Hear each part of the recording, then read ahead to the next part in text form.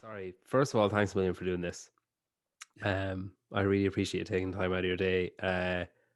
I heard you talking on another podcast about cowboy coffee, and like I've seen it. I think I watched like a documentary, and they were making it, and I was watching them make it, and I was like, there has to be more to this. Like this can't be the finished product. Like I assume you just don't eat for the entire day after you drink a cup of it because it looks fairly viscous. Yeah, it'll definitely clog your arteries. There's no doubt about that, but the real cowboy coffee started making. I mean, the pioneers made it before I did, but Yeah. I started making it when I was in the Marine Corps, and we would go to this mountain warfare training center. My unit was an instructional unit in climbing mountains and cold weather training, survival training, stuff like that. So we would make cowboy coffee, and the way we would make it is take a big pot Hmm. and put water in it, and then we'd take a couple handfuls of coffee grounds and throw it in the boiling water, and we'd let it boil and seep, and we'd let it boil for 5 or 10 minutes. And then what we would do is I'd take a glove and put it and I'd grab the handle of the pot, Hmm. and then I would swing it around my head like this, and the coffee grounds would settle to the bottom. Oh, like what? Centrifugal force? Centrifugal Yeah, yeah. force. Right. So then we would take, after the coffee grounds got settled, we would crack up eggshells, Okay. obviously without the eggs in it, but Yeah. we'd use old discarded eggshells, and we'd put that on top of the coffee, and it would settle again the grounds. It'd keep the grounds from rising up and coming into your coffee. So we would then drink that coffee, Yeah. and it would light your ass up. I mean, it would be, it would really, you didn't have to have anything for the whole day. Yeah. When And you that was without butter and Yeah, yeah, oils and stuff. MCT oil and stuff like that. That was just the caffeine in the coffee.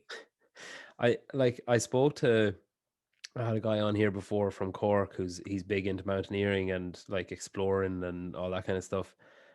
Do you think that there's something like a switch that you have maybe that's different from what I have that makes you like embrace stuff like that, like or embrace like the cold and the challenge of it and the mental as well as the physical aspect of it? Like, do you think that you have something different and you and the people that you worked with have something different? I don't know. I grew up in a small town in Illinois, and my dad was a dairy man. He owned a dairy, and he worked in the mines. So I just have always had, and I'm from Switzerland. I'm Hmm. I'm Swiss genealogy, and I would probably say that it's in blood in me. Hmm. I mean, I think that I've always loved mountain men. One of my favorite movies is Jeremiah Johnson. He was a big mountain man back in the day, and I used to watch that over and over and over again. Just Yeah. several times. And when I was stationed in the Marine Corps, we were stationed in the mountains up about 10,000 feet, in teaching mountaineering, climbing mountains, rappelling down the mountains, and mountain warfare tactics, things like that. And so it just stayed with me. Now I no longer do it because I have bad knees and stuff. But if I did, I would take my truck and go camping. I certainly wouldn't mind that. But hiking in the mountains now is something that I no longer will do. But I did do that for a long time. Yeah. A question I'd like to ask my guests is a favorite coffee memory. And so it started out me wondering about like, oh, have they ever had an amazing cup of coffee? And then it slowly, I don't know, devolved or evolved into maybe someone they were with or a place they were, or a setting that they were in? Is there anything that springs to mind for you? Yeah, I really didn't start drinking coffee until I was in I it was in the Marine Corps. Hmm. When I was growing up, I didn't drink coffee. Just wasn't something that my mom and dad didn't, they might have a cup of coffee in the morning and that was about it. Uh, but when I went to university, I didn't drink coffee. But when I was in the Marine Corps, our nights were very long and our days were very long, and so I started drinking coffee for staying awake at night during duty and stuff like that. So I just started. I really enjoyed it. I never enjoyed the old Folger brand of coffee, which is Hmm. a cheap brand of coffee. I always enjoyed a very strong roast, like a French roast coffee. Uh, and so I just started drinking it. And even today, I don't drink a lot of coffee. I may drink, maybe a pint of coffee a day, maybe, Hmm. throughout the day, maybe even less than that, half a pint, maybe. But I do enjoy it. And I put some MCT powder in the coffee now. I'll use butter once in a while and put it in a blender. But most of the time right now, I'm using collagen protein and MCT powder from Bubs. Bubs is a company in the United States, and they sell that stuff, and they give it to me, so I use it and mix it in my coffee, and it tastes pretty good to me. Yeah, they sponsor Get With the Programming, I think. I always hear Chase Ingram's always shouting about it. Yeah, Yeah. yeah, yeah.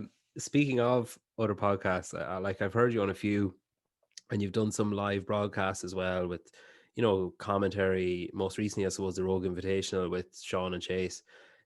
Do you find like a big difference between, say, pre-records like this and live ones, or do you notice any difference? Or like I imagine I'm perfectly comfortable in this scenario, but I imagine if someone was like, "Okay, we're live in three," I'd be like, "Oh shit!" Like I know I'd freak a bit. Like, do you notice a difference, or are you just so confident in what you're assessing and what you're saying that you don't care?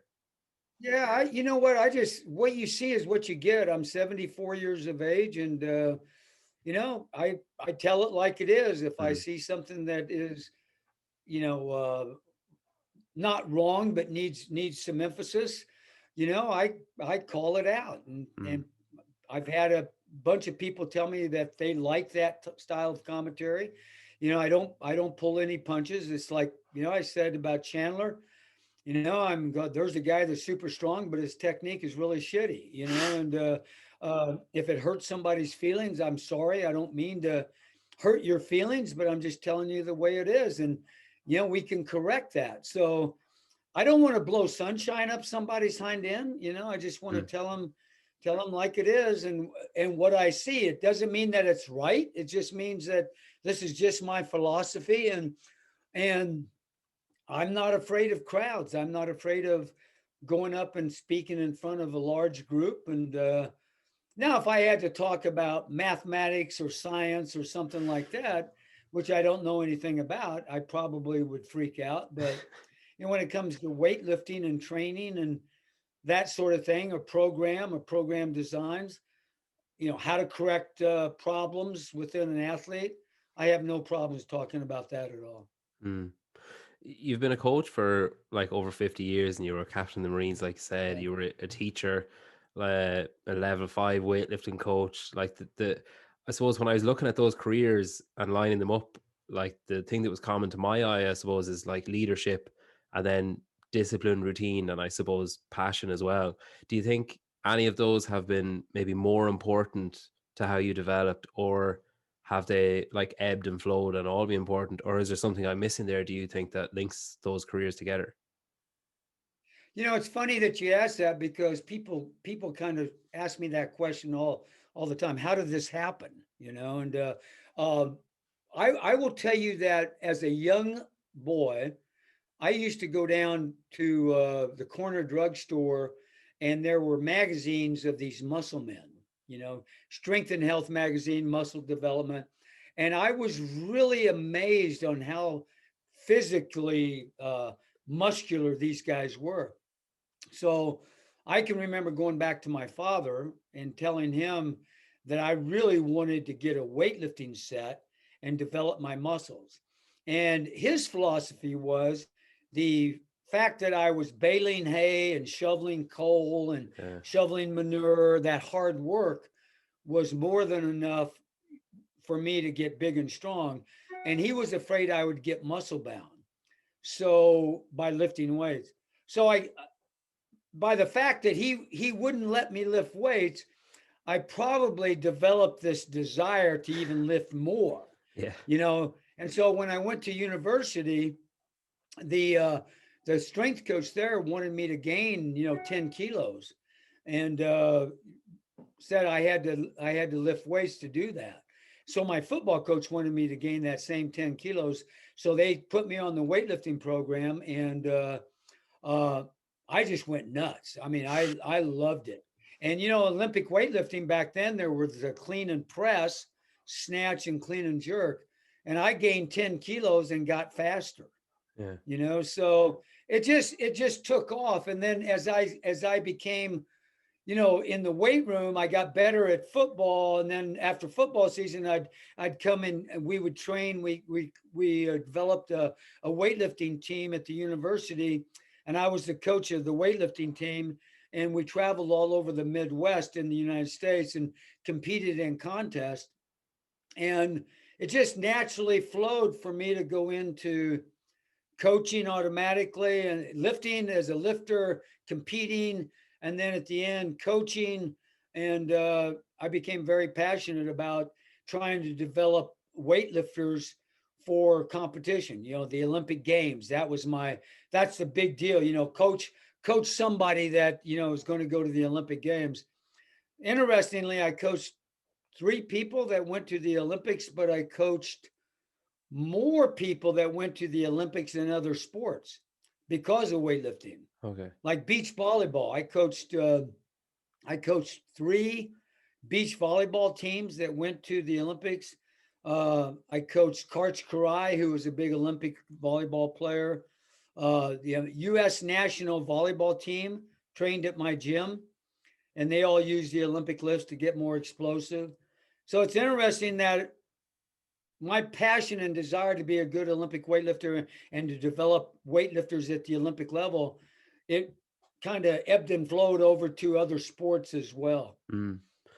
And Um. and I just have a passion for the Olympic lifts. I think they're the tool that will make an athlete more powerful, more strong. Now that athlete still's got to practice his sport. You just Mm. can't do Olympic lifting and not practice the sport, but it does make the lifter more explosive so that when you do practice your sport, it kind of channels into that explosiveness that's required, Yeah. so. Um. I'm a teacher as well, like primary school teacher, elementary school there. Um. And like I'd be quite confident at teaching PE. Like I have kind of a passion for it, so I think that it's easy. It's easy. It's the easiest subject for me to teach because I'm passionate about it, I suppose. Um. There is a massive difference between teaching someone PE and coaching Olympic athletes. So, can you remember a point in time where you felt that a career in just coaching professional athletes was an attainable goal? Like, did something happen, or did you just kind of find yourself in it? Yeah, no, something happened. It was really interesting. um, like I said, I started coaching athletes, and they were getting better, but they were just weightlifters basically, and I mean football athletes and baseball and basketball, and I was the strength coach. But there was a time in, I think it was 1996, I was selected as a national coach of the year for USA weightlifting, and I was asked to go to this this big award ceremony where all coaches from all sports that were for Olympic Games athletes were there. And there was this one girl named Dee Dee Bodner, and she was an Olympic volleyball coach. And she and I met each other, and we kind of formed a bond there. And she says, "You need to be coaching my volleyball athletes." And I said, well, I only coach Olympic weightlifters basically. And she says, no, you're not understanding me. You need to coach my Olympic athletes to make them more powerful. And she started sending me her Olympic athletes up to my gym at Mike's gym, and I started coaching them. Hmm. So it was that point where, okay, I'm coaching Olympic weightlifters, and I'm teaching physical education. And at my high school, all of my athletes and all my students, their final exam was the snatch, clean and jerk, and front squat. That was their final exam for me. And because of her, we started really working hard with the high school kids. And we ended up taking 50 kids to a national championship in weightlifting. And none of them were athletes. They were just physical education students. Yeah. And we started coaching them with the Burgener warm up and the skill transfer exercises. And that's what I taught in my PE classes. And these kids really took to it, and it just developed into a much greater passion than I even had before. And it all stemmed from that one meeting when Dee Dee Bodner told me I need to start coaching her athletes, That's cool. in weightlifting. Did you get much pushback from the school board or parents or anything for not just doing like, you know, sports when you were coaching PE? Like did you get any kind of blowback from it? No, because you know, I was supposed to have 30 kids in my class, and I was in the weight room all day.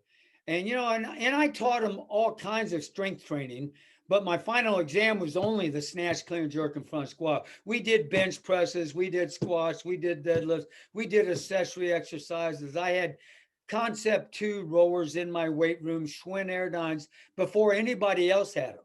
Hmm. So we had all that stuff, and I taught all that stuff.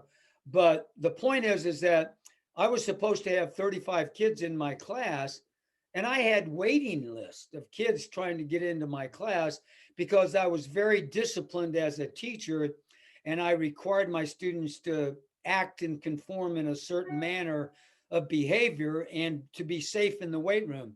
So the kids wanted to be there, and I ended up taking 50 and 60 kids in my class. And even though I was only supposed to have 35. So anytime a parent would question whether or not I was safe in the weight room, I would just drop their kids from the class. So the parents just kept quiet. They just said, oh shit, my kid loves this class. Coach Burgener's got a waiting list of kids to get in.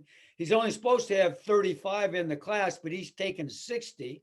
So the safety in the weight room was very important. So if somebody didn't want to be there and they didn't want to operate under my system, I just dropped them from the class. Yeah. And so I didn't have very many problems, believe me. I And think plus I was a very disciplined person because of my military service as well. yeah, I was gonna say it sounds like that's the Marine Corps crossing over into the teacher there. When you're saying if you don't want to be here, you could just get lost. Exactly. Um, And does I it? could do that because, I mean, if I had to wait for kids to get into my classroom, I'm sure, that might not have been the case, but I had a waiting line for kids to come into my classroom, men and women, boys and girls. Yeah. So Um, does it surprise you like how long it's taking Olympic lifting to make move towards the mainstream? Like obviously I think CrossFit has had a big part to play in that, where the clean and jerk and snatch, like more people know what it is and they've heard of it and seen it. Whereas before it was like quite elitist or quite like niche in the sport. Do you think that is it surprising that it's taken this long when I suppose when you're a proponent of it and you know the benefits that it carries across? yeah, you can take a look at the numbers at USA Weightlifting and really all organizations throughout the world. And our numbers were very small. I mean, like USA Weightlifting had maybe 2,000 members that were lifters and Yeah. maybe another 500 that were coaches and trainers and stuff. Then with CrossFit, and believe it or not, I don't take credit for this, but the Burgener warm up and that skill transfer exercises that I teach, that thing just blew up. And so USA Weightlifting now has like 15 to 20,000 members. And, they inducted me into the Weightlifting Hall of Fame, not because of my coaching, but because I brought weightlifting to CrossFit. So it just took off, and it was waiting to happen. CrossFit bought weightlifting into mainstream of athletics. We tried to get it there years and years and years, but we fought football coaches, baseball coaches, soccer coaches.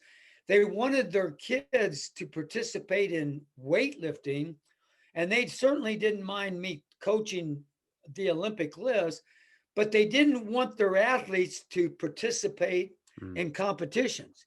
They were afraid that they were going to lose their athletes, and with CrossFit, there was just another competition that came on, and all of the accessory exercises and you know, the skill transfer exercises for athletics in general, coaches found out like, holy shit, this stuff is really great.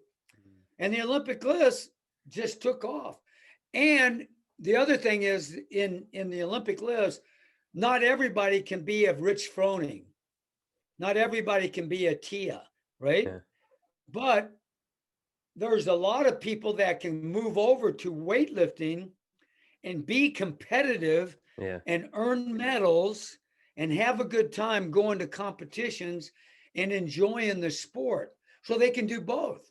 yeah, So the sport of weightlifting just took off because of CrossFit. yeah. That's great.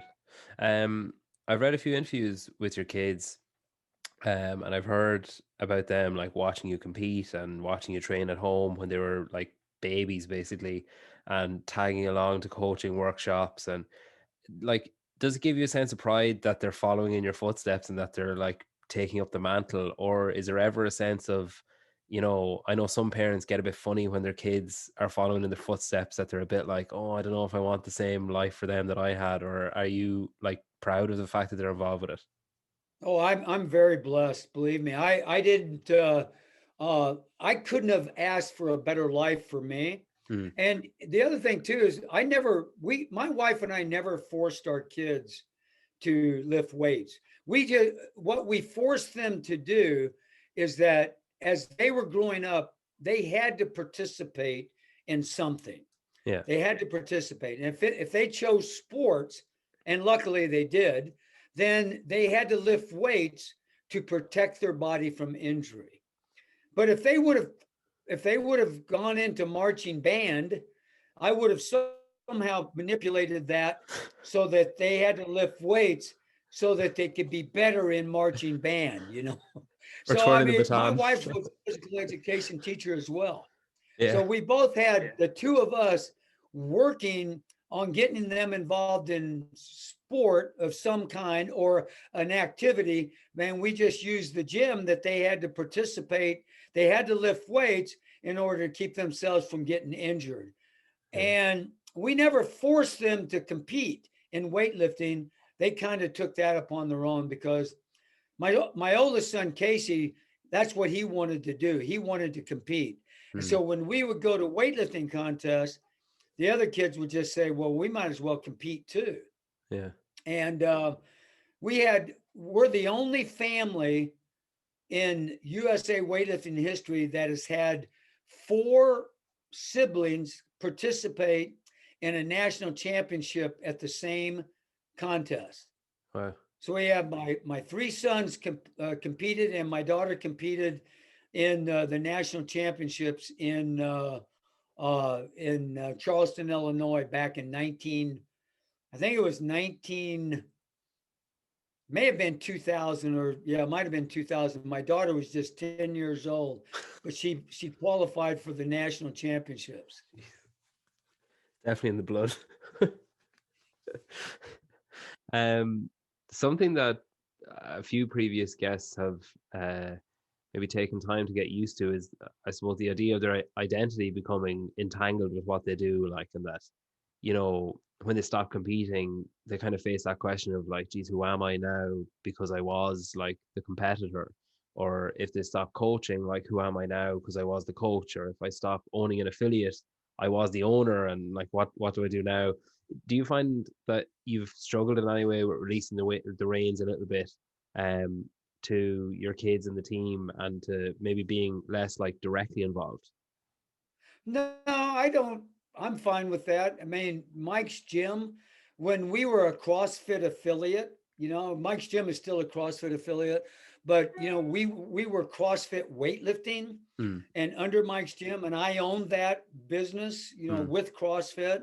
And when Glassman came along and he wanted to get rid of all the subject matter experts, and he just kind of wanted to go in house, and we're more of a preferred course now. When that happened, my son and I, Bo, had decided we could no longer call ourselves CrossFit weightlifting, so we called ourselves Burgener Strength. yeah. And my son Bo owns Burgener Strength. Okay. So it was time.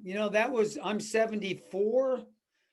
I was 73 when that happened, I think. It happened last year. Uh, so Bo just took it over. And so now I still do 5 or 6 courses a year, but theoretically now Bo pays me instead of, me paying him. So it was time. I still run my courses the way I still run my curriculum, but it's now under Burgener Strength rather than CrossFit weightlifting. It's the same course, it's the same material, with some improvements, but Bo is the owner of Burgener Strength. And so whenever I do a course now, he pays me, and then he pays me 10% of the profits that come in from our courses that we give. So it was time for me to back off, but still I run my Geezer program Mm. out of the gym. I've got today I had 10 old men here training and working out, and doing our thing, and we still stay very fit. And at 74, even though my body wasn't what it was a long time ago, I still pretty good for a 74-year-old. Yeah, like I definitely wouldn't have you pegged at 74 anyway. Um, I was wondering as well, like when say you became involved originally with CrossFit when Glassman approached you and got you to he brought a few athletes down to you and like kind of I suppose it blossomed or developed from there.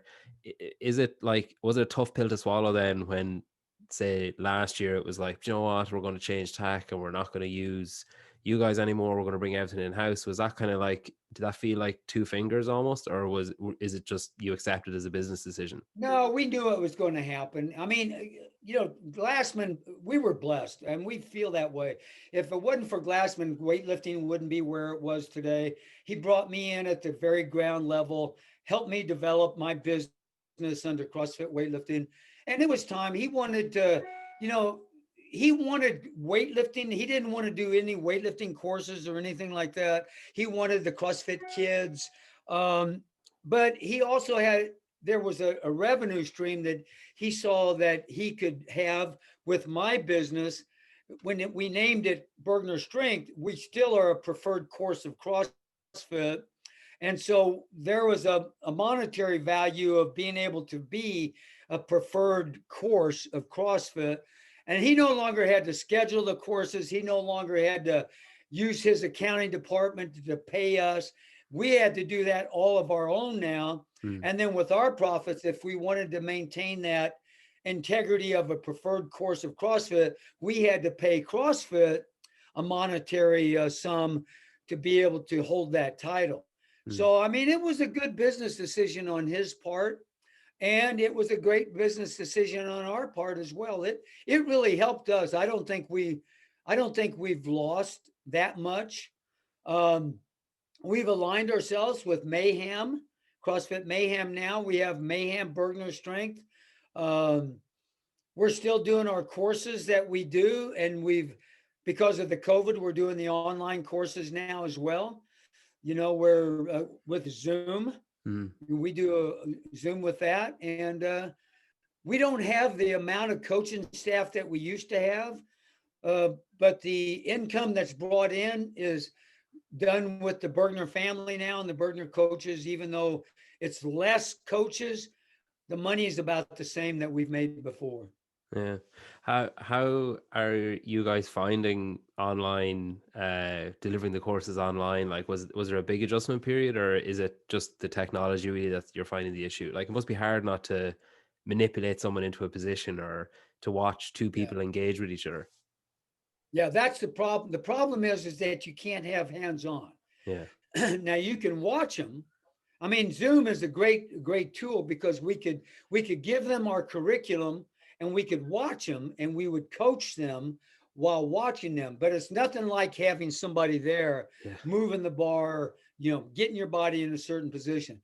That was one problem. The other problem is that our curriculum is a coaching curriculum.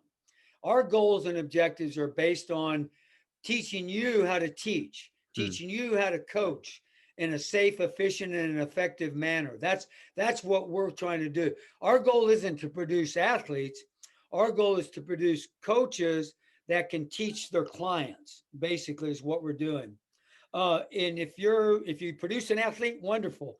But our goal is to teach a 40-year-old soccer mom that now all of a sudden wants to lose 10 kilos, 15 kilos, and she comes to CrossFit. And CrossFit has the Olympic lifts. So you got to teach that 40-year-old the right way. And Mm. our curriculum is based on teaching those teachers and coaches how to teach that 40-year-old soccer mom how to be safe in the weight room using, PVC pipe, light training bars, and how to be able to snatch and clean and jerk.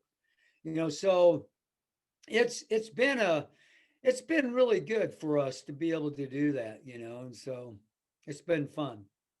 Yeah, I remember seeing someone having a conversation online before, and they were talking about how I think they put up a question of like, do you think your coach needs to be able to do like needs to be uh like more than proficient in what the activity is in order to coach you or in order for you to trust them. So like, would you trust someone to teach you how to clean and jerk if they could only clean and jerk, 80 kilos or something? Or would you trust a coach to teach you how to do bar muscle ups if they couldn't do bar muscle ups? And, I was kind of thinking of, I suppose, like, say someone like you who, like, right this minute wouldn't clean and jerk the same as Chandler Smith, but you've Right. had so much time and experience that you can pinpoint different things that he's doing wrong and help his technique. So I was kind of Yeah, curious of you your don't want perspective to. of that. Yeah, you don't want to. I never lifted in front of my kids. Yeah. I didn't want them to get my bad technique. I was a split snatcher and a split cleaner, right?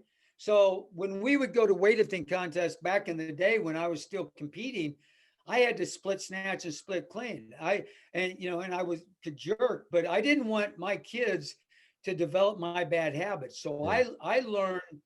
I taught them how to be squat style lifters because that's the most efficient pattern. And then, and I went ahead and lifted by myself in my competitions, and they would go to my competitions, but they saw me lift at the competition, but I didn't ever train with them. Yeah. I trained by myself or with my buddies.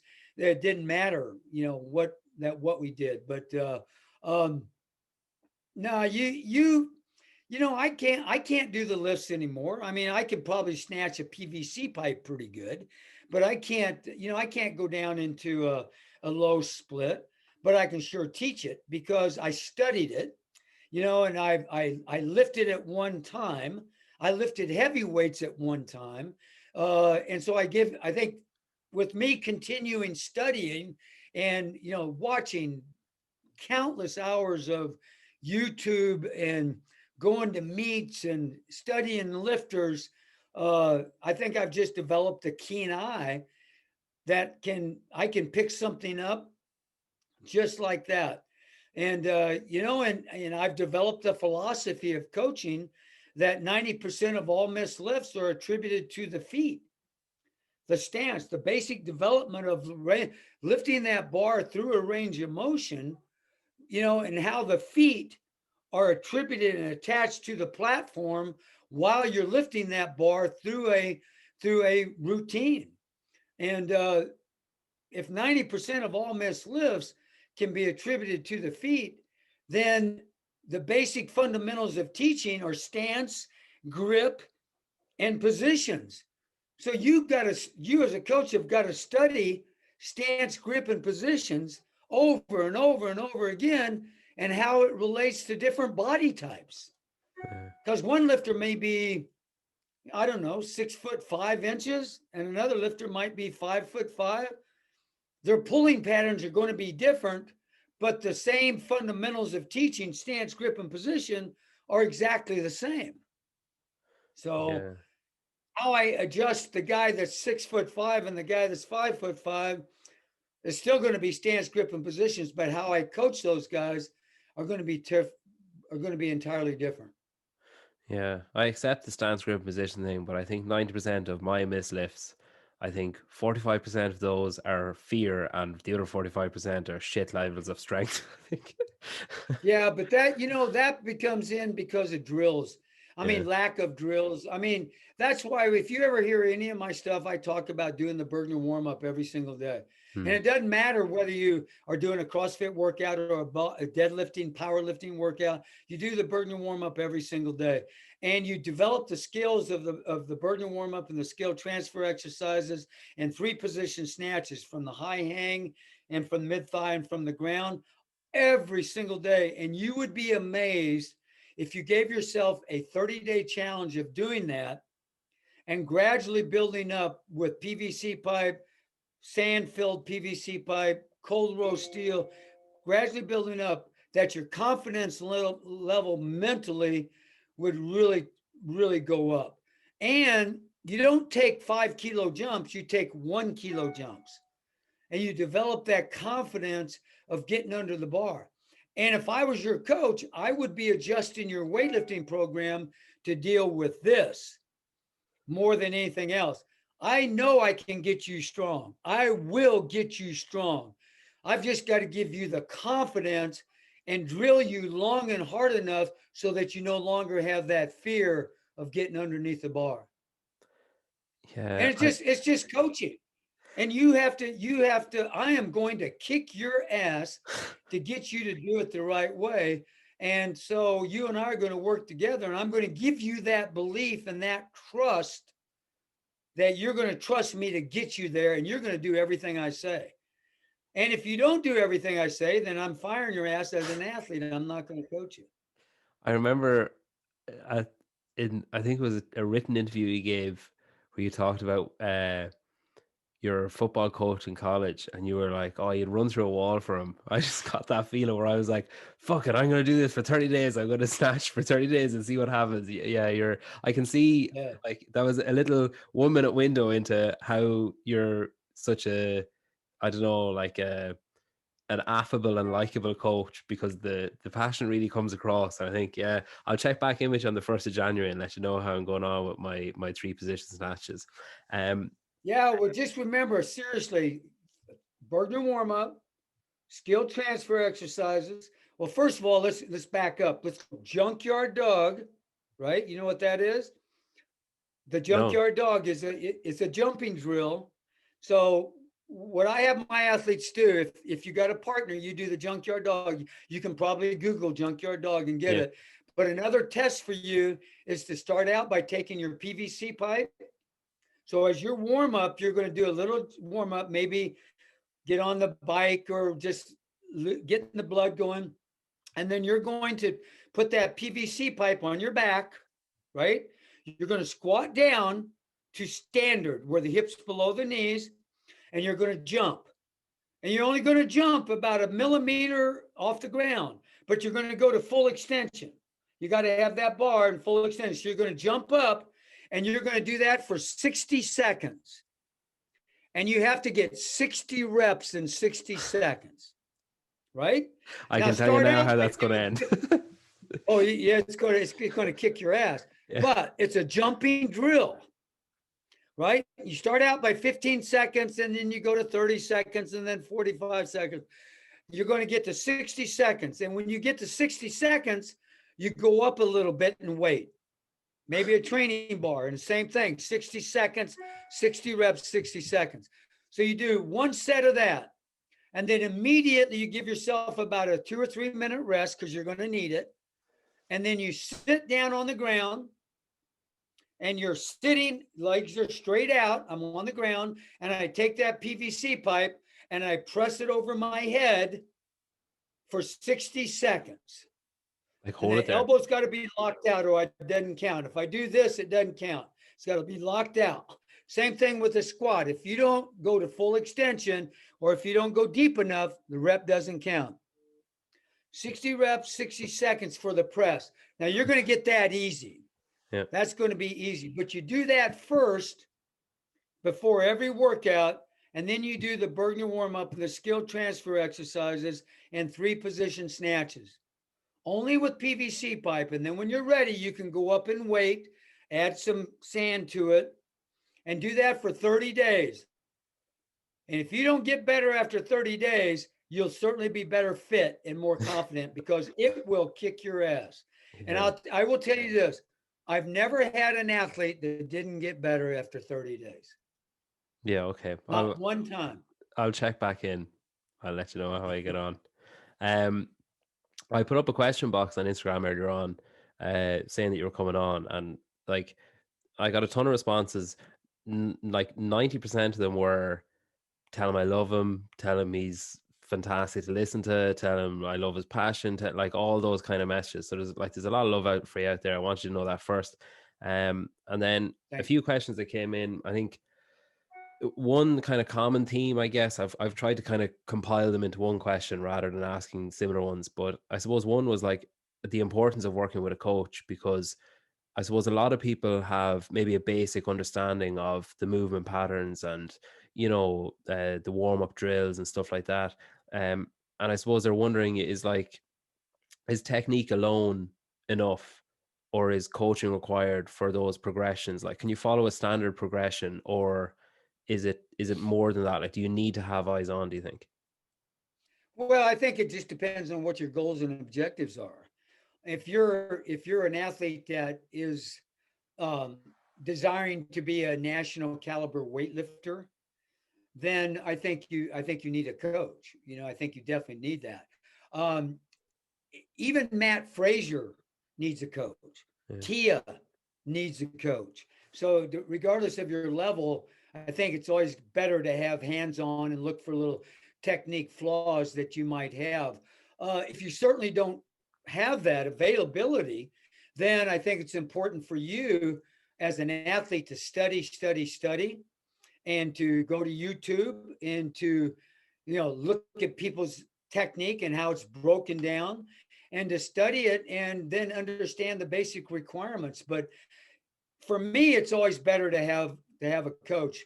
Um, but today, there's so many people Hmm. that have an online presence. And I know my daughter, developed a really strong business by people joining her for her coaching. They wanted her programming.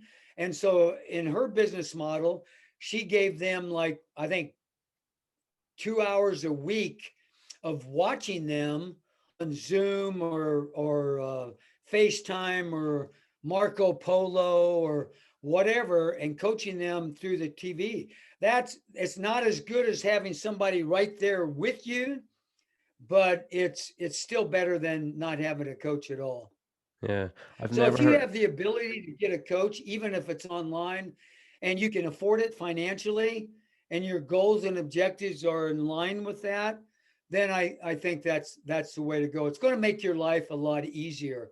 Hmm. Because right now, if I put up a beginner and told him to tell me what he sees, if I had you snatch and you had perfect technique, but I had a beginner watching you, and I'd say, what do you see this athlete doing? And most of the time that beginner would say, well, he's pulling the bar over his head and he's just kind of dropping underneath it. That's what he would say. Well, that's not correct at all.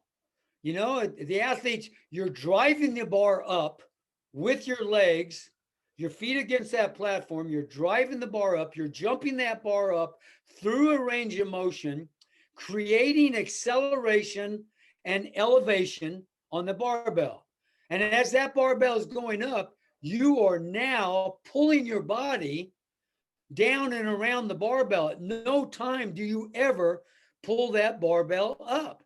Hmm. The speed of the movement comes when you go from that real hard jumping position to when you slide your feet out to receive the barbell.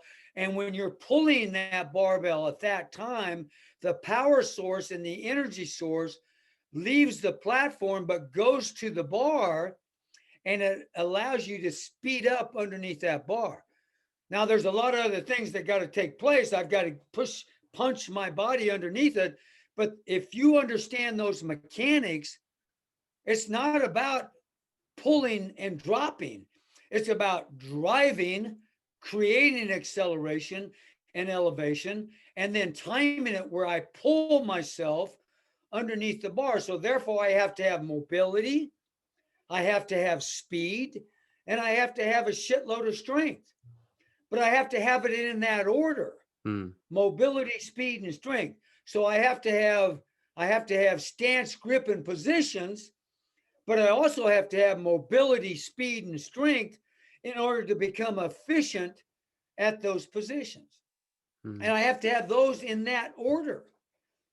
So there's a lot that goes into coaching and getting an athlete ready before they can move on and become an efficient and a proficient, weightlifter. And that's the problem, because there's so much hard work getting that athlete ready that they get, well, I want to lift weights heavy now. None of my athletes, I didn't allow that bullshit with my athletes. My athletes, 18 weeks of nothing but drills and skills, the junkyard dog, those jumping squats, 18 weeks of doing that before I'd ever let them snatch. Now, we did other things. We did squats, we did bench presses, we did calisthenics, we did pull-ups. I got them strong, but boy, they didn't. PVC pipe was the implement of the day most of the time. Yeah. To be honest, I'd say for at least a quarter of that, I was thinking about how fucking hard it's going to be to do 60 junkyard dogs in 60 seconds. I was like, I was processing what I would have to do and thinking like, geez, 60 air squats in 60 seconds would be tough, but this involves jumping as well. And then on top of that, I was like, fucking hell, I'm not going to be able to do this. Yeah. No, well, that's the first time that I put Dan Bailey, Dan Bailey? yeah. Okay, so the first time I had Dan Bailey do that, he couldn't do it. Yeah. And here's a CrossFit athlete, right? But he could probably do it with 40 kilos now. I mean, it's just you just keep motoring, and just keep going. But the goal is it's a conditioning drill and it's a jumping drill. Because really, when you think of the Olympic list, whether it's the snatch, the clean, and the jerk, it's nothing more than driving your feet, driving hard. Your energy source is the platform, the ground. It's driving your feet, jumping the bar through that range of motion to create that acceleration and that elevation. And then it's got to either punching your body or pulling your body underneath that bar. In a jerk, you punch your body. Even a clean, you pull your body underneath it. And then you don't catch it because catching is unaggressive. You receive it in a very tight position. So you got to learn where to go to get the bar. Starting out, the weight's light, so you go to the bar and then you squat down. But as the weight gets heavy, you learn to go to the bar. And if weight's really heavy, you go to the bar. At the lowest level, you go to the bar. So you've got to be fast to get there. Yeah. And too many people try to drop and it's too slow. They can't do it. Another kind of compound of a few questions was about rep schemes. I think people were asking, like, is there, say with your standard strength, program, you start off, you might do like a hypertrophy stage and then you gradually, like a pyramid, I guess, like widen the base and heighten the top. Yeah, you have higher repetitions and lower weight. Then you Yeah. kind of go into lower repetitions and higher weight. Yeah, we follow a standard periodization model, basically, but higher repetitions for me is I have a squat program where we do 10 reps. And we follow that for about, 10 weeks of doing 3 sets, sets of 10. And then we gear it down to 10 sets of 3. Yeah. So, 10 sets of 3 with 75 or 80% OMG, it will kick your butt, right? So Yeah. we gear in where I may start out with a couple weeks of doing 3 sets of 10, 4 sets of 8, 5 sets of 6, and then we kind of go into the end phase of where we're doing 10 sets of 3, and we'll follow models like that. But for the actual lifts, Mm. the snatch and clean and jerk, we never do more than threes. Yeah, I was going to ask. There must be a number where it just becomes Yeah. almost pointless going beyond. Yeah, you don't. That's just going to lead to bad technique. And that's initially when I got involved with CrossFit, and Isabel and Grace were part of that workout. I I about had a heart attack. I thought this is the stupidest thing that I've ever.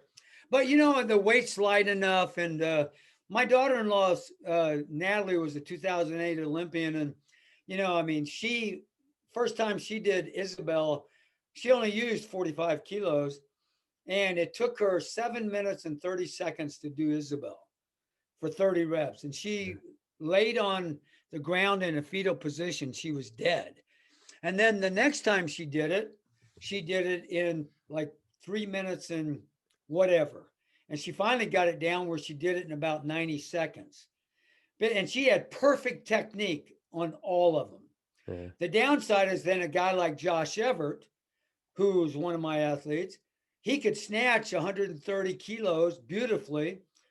But when he did Isabel, he did a, you know, 60. I mean, I forget how many reps he got. I think he got 60 rep Isabel in that deal, but it was uglier than hell. It was like, uh, I mean, stiff legged deadlift, rounded back muscle snatch.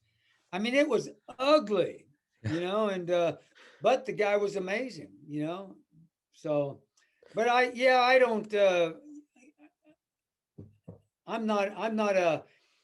I'm a fan of good technique, but I've had to learn to, Accept. adjust I have had to adjust myself, so it Is is there what it anything? is. Is there anything that stands out that you remember seeing where you were like, "Oh, fucking hell!" Like watching it. Is that Isabel attempt? Is that high up there?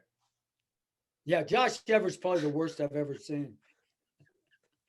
But you watch somebody like Matt Frazier, Tia, those guys are unbelievable Mm. because they've got great technique.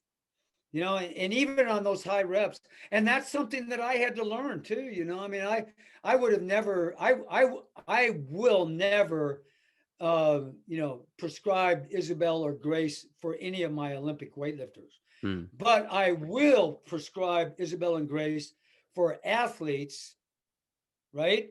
But they will have good technique, and I don't Yeah. give a shit whether it's 60 seconds or what. They're going to have good technique. It may take them 20 minutes or 20 seconds, 2 minutes to do that, but that's okay with me Yeah. because you get all those reps in. I mean, it's gonna kick your ass. Yeah. We'll finish with a quick fire. Um, so a couple of either or, actually one either or, and the rest are a bit more long-winded. So would you rather train or coach? Coach, What's your proudest moment as a coach? coaching my son at the 2008 Olympic trials. That's cool. And your proudest moment as an athlete?